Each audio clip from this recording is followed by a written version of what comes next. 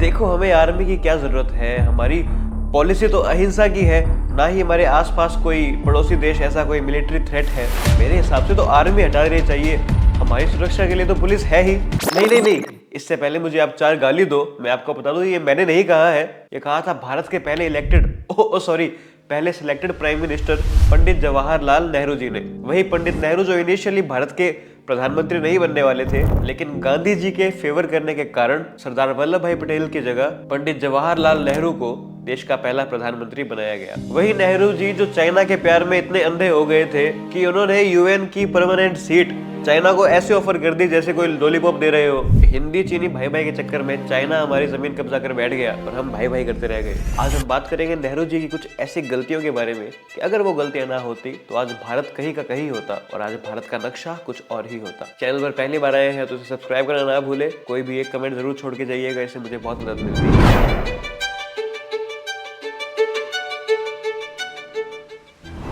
1947 देश आज़ाद हुआ और अनफॉर्चुनेटली देश का पार्टीशन हुआ। पार्टीशन के बाद ही पाकिस्तानियों ने कश्मीर को इन्वेड कर दिया था, जिसके रिस्पॉन्स में इंडियन आर्मी ने रिटेलिएट किया। जितना हिस्सा पाकिस्तानियों ने अपने कब्जे में कश्मीर का किया था, उसमें से काफी हिस्सा हमने भारत की टेरिटरी में दोबारा जोड़ लिया था। इंडियन आर्मी पूरा कश्मीर अपने कब्जे में लेने ही वाली थी, पाकिस्तानियों को भगाने ही वाली थी कि तभी नेहरू जी इस मुद्दे को यूएन में ले गए। मतलब दो भाइयों के जमीन की बात है और उसमें भी लगभग आप जमीन जीतने ही वाले हो, आप उसमें पड़ोसी को थोड़ी सरपंच बना दोगे। अरे पाकिस्तान को तो 2 बोरी आटा देते तो ही वो मान जाते। और जैसे ही यूएन में ये बात पहुंची, यूएन ने सीज फायर का ऑर्डर दे दिया। इंडियन आर्मी पूरा कश्मीर अपने हिस्से में लेने वाली थी, पाकिस्तानियों को भगाने वाली थी, लेकिन उन्हें अपना ऑपरेशन रोकना पड़ा। यूएन के इस डिसीजन से इंडिया को कोई फायदा नहीं हुआ, लेकिन पाकिस्तान को एक लाइफलाइन मिल गई और कश्मीर के कंफ्लिक्ट ऐसा बिगड़ा कि इसे आज तक रिजोल्व नहीं कर पाए, क्योंकि आज भी पीओके पाकिस्तान के हिस्से में आता है। देखा जाए तो इस कन्फ्लिक्ट ने लाखों परिवारों को, लाखों लोगों को बर्बाद किया है और स्वर्ग जैसे दिखने वाले इस कश्मीर में आतंकवाद को जन्म दिया है। देखा जाए तो अगर आज कोई जवान कश्मीर के अंदर किसी मिलिटेंट की गोली से शहीद होता है तो आपको ये नहीं लगेगा कि नेहरू जी के इस डिसीजन का भी इसमें बहुत बड़ा रोल है। अगर नेहरू जी इस मुद्दे को यूएन में नहीं लेकर जाते तो शायद आज कश्मीर में ये दंगे नहीं होते, ये टेररिज्म नहीं होता, बॉर्डर पार से लोग नहीं आते। आपको क्या लगता है मुझे कमेंट सेक्शन में बताइएगा। पीओके के साथ साथ अक्साई चीन की समस्या भी नेहरू जी के कार्यकाल में ही आई थी। आजादी के बाद नेहरू जी ने नॉन अलाइनमेंट पॉलिसी को चुना था, जिसके तहत ना तो वो यूएसए के और ना ही सोवियत यूनियन के इंटरनेशनल एलाई बने थे। उन्होंने एशिया और अफ्रीका के हाल फिलहाल में जो आजाद हुए देश थे उनसे संबंध बनाने की कोशिश की थी। नेहरू जी की ये फॉरेन पॉलिसी हमारे लिए आज एक जीत साबित हुई है, क्योंकि चाहे रशिया यूक्रेन युद्ध हो या फिर इजराइल फलस्तीन युद्ध हो, हमें किसी की भी साइड नहीं चुननी पड़ रही और ना ही हम पर कोई प्रेशर बना सकता है। लेकिन प्रॉब्लम ये है कि हमेशा से नेहरू जी की कोशिश यही रही है कि बस चाइना खुश रहे। पता नहीं चाइना वाले तो सफेद टोपी और दाढ़ी भी नहीं रखते थे, तो फिर नेहरू जी उनके अपीजमेंट में क्यों लगे रहते थे। नेहरू जी ने अपने डिफेंस और इंटेलिजेंस के ऑफिशियल्स की बातों को भी नजरअंदाज किया था, जिनका कहना था कि चाइना हमें अग्रेशन दिखाकर अपनी बाउंड्रीज एक्सपेंड करना चाहता है, जैसा कि चाइना ने 1950 में तिब्बत के साथ किया था, जिस पर भी नेहरू जी ने चुप्पी साध ली। जब नेहरू जी से चाइना के इंडिया पर अटैक करने का और इंडिया की टेरिटरी को क्लेम करने का पूछा गया तो उन्होंने कहा चाइना ऐसा करना तो दूर, वो इस सब के बारे में सोच भी नहीं सकता।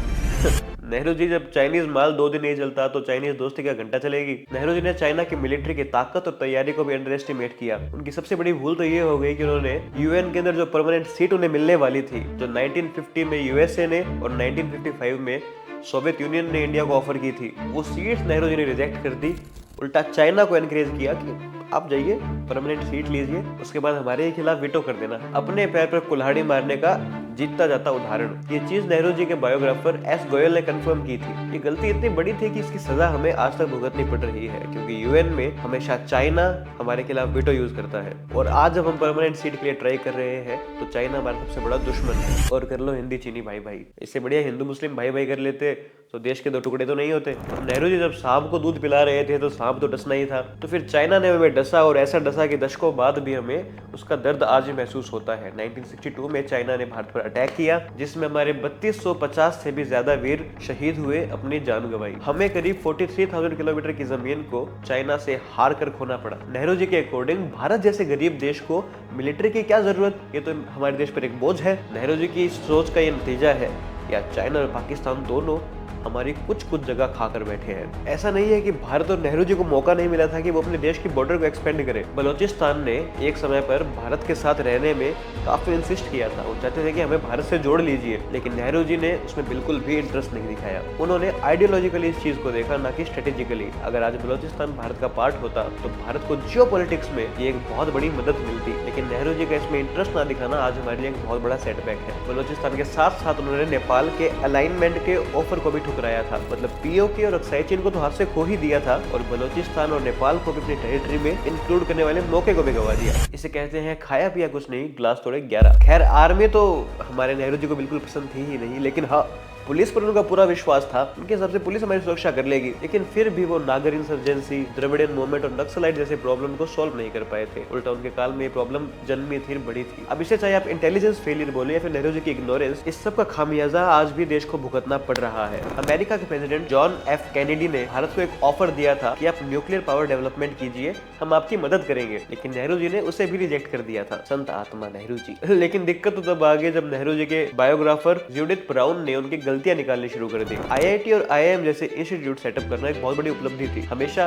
वामपंथी या फिर देश के जो लिबरल्स हैं वो नेहरू जी को क्रेडिट देते हैं कि उन्होंने आईआईटी और आईआईएम बनाई, जो कि एक बहुत अच्छी बात है, क्रेडिट मिलना भी चाहिए और ये इंस्टीट्यूट आज हमारे देश की शान है। लेकिन भैया, आईआईटी और आईआईएम में बच्चे तो तब जाएंगे ना जब बच्चे स्कूल से पास आउट होंगे, और स्कूल बच्चे तब पास करेंगे ना जब बच्चे स्कूल जाएंगे, और स्कूल बच्चे जब जाएंगे ना जब स्कूल होंगे। माना हमारे माँ बाप की कहानियों में वो नदियां पार करके, पहाड़ पार करके स्कूल जाते थे, लेकिन रियलिटी ये है कि उस समय स्कूल्स थे ही नहीं, बहुत लिमिटेड स्कूल्स थे। नेहरू जी का प्राइमरी एजुकेशन पर ध्यान ना देना एक बहुत बड़ी भूल थी, क्योंकि अगर बच्चा 12वीं ही नहीं करेगा तो वो आईआईटी आईआईएम में जाएगा कैसे। डॉक्टर भीमराव अंबेडकर ने कहा था कि शिक्षा उस शेरनी का दूध है जो पीता है वो दहाड़ता है, लेकिन नेहरू जी ने इस दूध को किसी को पीने ही नहीं दिया। नेहरू जी के विचार और उनकी पॉलिसीज डॉक्टर भीमराव अंबेडकर के साथ अलाइन नहीं हुआ करती थी। Nehru ji SC/ST job reservation के भी अगेंस्ट थे। उनके हिसाब से ये इनएफिशिएंसी और सेकंड रेट स्टैंडर्ड को प्रमोट करता है। जनवरी 1953 में फर्स्ट बैकवर्ड क्लास कमीशन को एस्टेब्लिश किया गया, जिसे उस समय के लीडर काका कालेकर लीड कर रहे थे। इस कमीशन ने अपनी रिपोर्ट मार्च 1955 में दी, जिसमें उसने 2399 बैकवर्ड कास्ट और अदर कम्युनिटीज को वेरीफाई किया, जिसमें से 837 मोस्ट बैकवर्ड कैटेगरी में आई। लेकिन इस रिपोर्ट को नेहरू जी द्वारा ठंडे बस्ते में डाल दिया जाता है,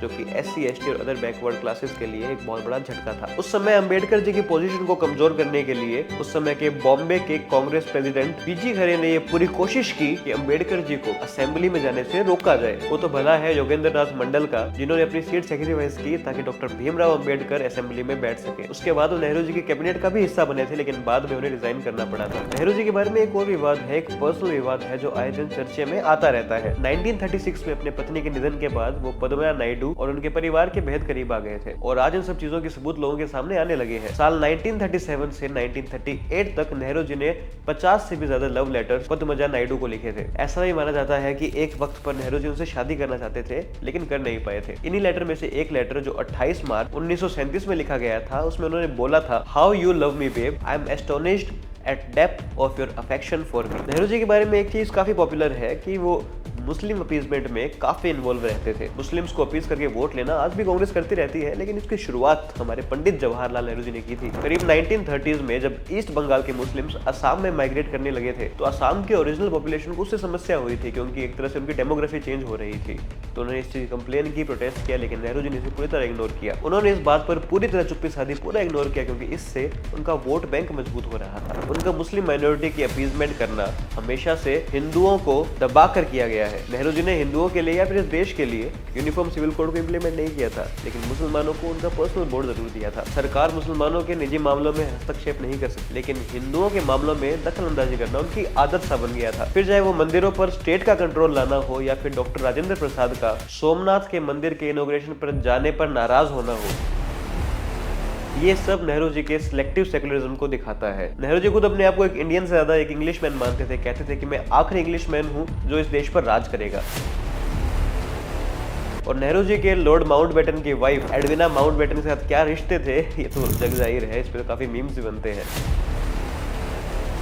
नेहरू जी सिगरेट के भी काफी शौकीन थे, शायद इसलिए साइड में गुलाब रखते थे ताकि मुंह से बदबू ना आए। ये उस जमाने के सेंटर फ्रेश हुआ करता था, लेकिन आज उनके पार्टी के पास ना तो सेंटर है और ना ही कुछ फ्रेश। तो ये थी मेरी वीडियो, ये थी नेहरू जी की कुछ गलतियां जो मेरे हिसाब से देश के लिए बहुत भारी पड़ी। आपको वीडियो कैसे लगी कमेंट सेक्शन में बताइएगा। चैनल को सब्सक्राइब करना ना भूले, वीडियो को लाइक करना ना भूले, अपने दोस्तों के साथ शेयर कीजिएगा।